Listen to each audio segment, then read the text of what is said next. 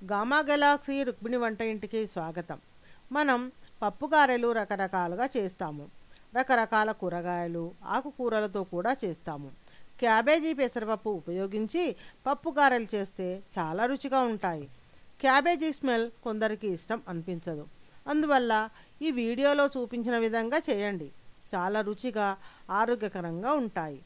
ముందుగా పెసరపప్పు ఒక చిన్న గ్లాసుడు తీసుకొని 4 గంటలు నానబెట్టాలి. ఈ పప్పు దాదాపు 1.5 కప్పులు ఉంటాయి. నీరు ఫిల్టర్ చేయాలి. క్యాబేజీ సన్నగా కట్ చేసి సుమారు 1.5-2 కప్పులు తీసుకోవాలి. నీళ్లు బాగా మరుగుతూ ఉన్నప్పుడు క్యాబేజీ దానిలో వేయాలి. 1 నిమిషం ఉంచి ఫిల్టర్ చేయాలి.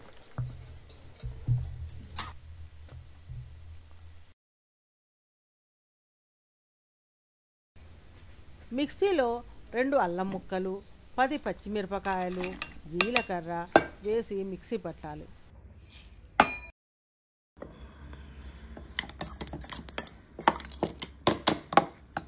దానిలోనే నానబెట్టిన పెసరపప్పు వేసి మిక్సీ పట్టాలి. ముందుగా ఆ పప్పులో నుండి 1/2 కప్పు పప్పు తీసి పక్కకు ఉంచాలి. మిగతా పప్పు వక్క చెక్క మిక్సీ పట్టాలి. పెసరపప్పు బదులు శనగపప్పు కూడా ఉపయోగించుకోవచ్చు. కానీ శనగపప్పు వాతపు శరీరం కలవారికి వాతం చేస్తుంది, కీళ్ళ నొప్పులు కూడా కలిగించవచ్చు. అందువల్ల చాలామంది శనగపప్పు ఇష్టపడరు.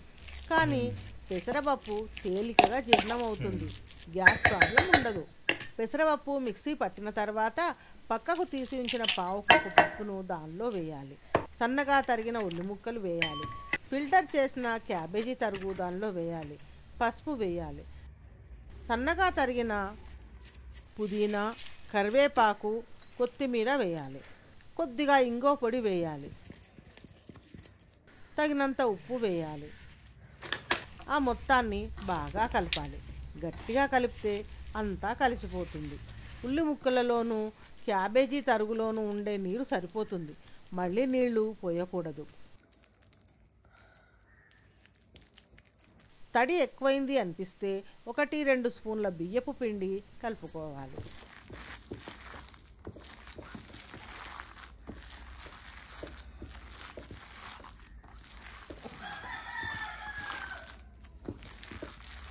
ఒక ప్లాస్టిక్ పేపర్ మీద గారెల్లాగా ఒత్తి నూనెలో వేయించాలి.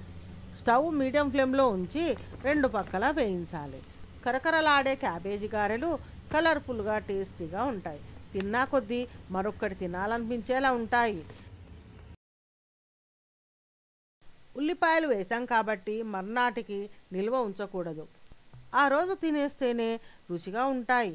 ఈ easy, tasty and healthy recipe చూశారు కదా. ఒక లైక్ వేసుకోండి. Thank you.